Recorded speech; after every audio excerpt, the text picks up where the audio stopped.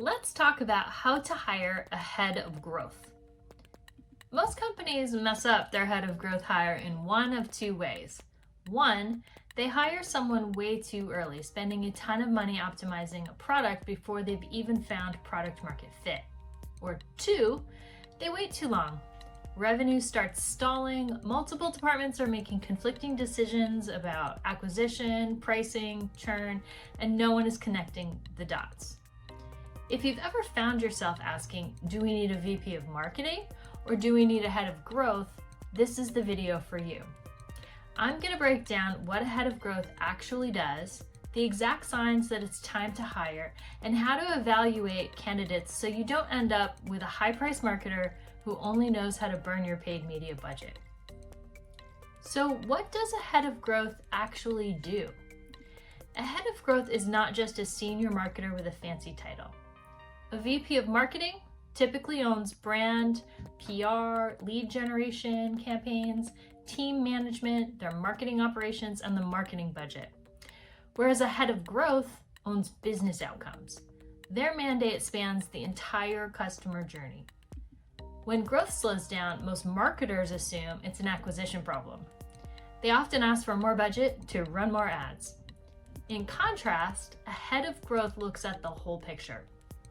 They might look at the data and say, our acquisition is fine. The problem is that our onboarding flow drops 40% of users and our pricing strategy is turning away mid-market accounts.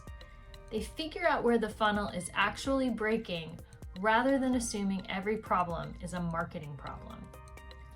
A head of growth will partner across product, engineering, sales, and finance to fix systemic leaks in the business model. So when do you need to hire a head of growth?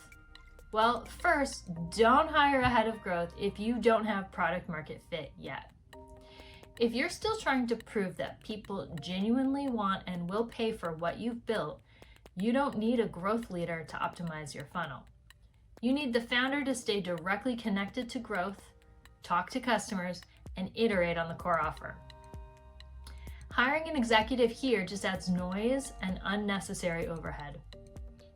Here are the 4 main qualities to look for. 1, an operator mindset, and I mean a business operator.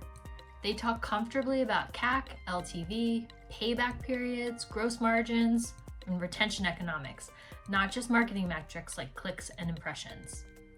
2, they orient around data and experimentation. They naturally ask, what's the hypothesis? What data supports this? How will we measure success? Before throwing tactics at problems. 3, capable of cross-functional influence.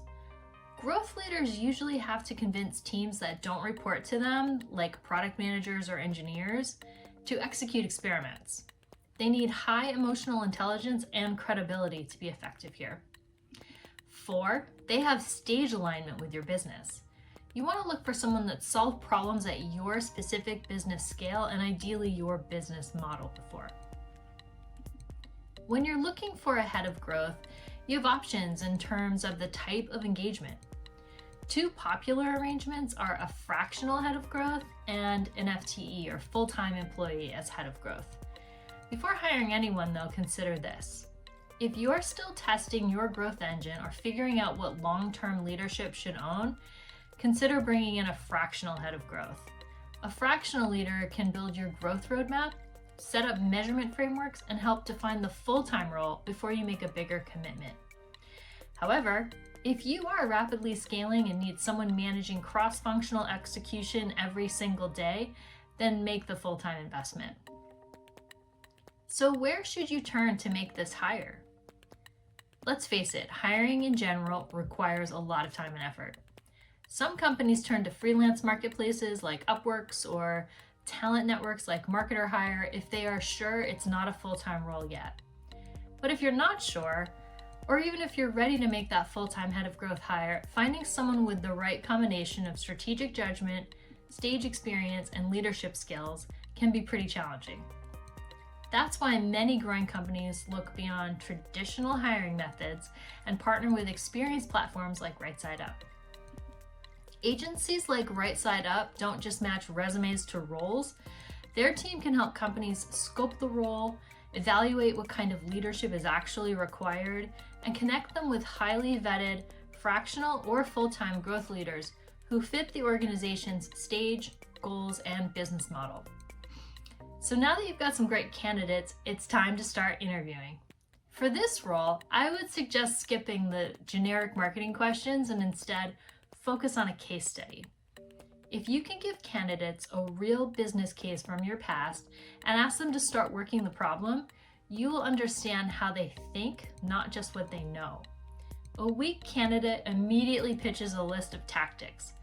We should run LinkedIn ads, redesign the landing page, and change pricing tiers. A strong candidate starts asking diagnostic questions. What's your current payback period? Where in the onboarding sequence are users dropping off? What does your user data say? This tells you so much more about how they will work in your organization. So, to recap, validate you have product market fit first. Hire for systemic growth, not just marketing levers. Match your business stage and business model to their experience. And interview for how they think and operate, not just what they know. At the end of the day, exceptional growth doesn't come from one silver bullet marketing campaign. It happens when you align product, sales, marketing, and data around the right problems. If you set up your head of growth with clear business outcomes, give them access to product and customer data from day one, and the cross-functional authority to test their hypothesis, you won't just scale revenue, you'll build a sustainable growth engine.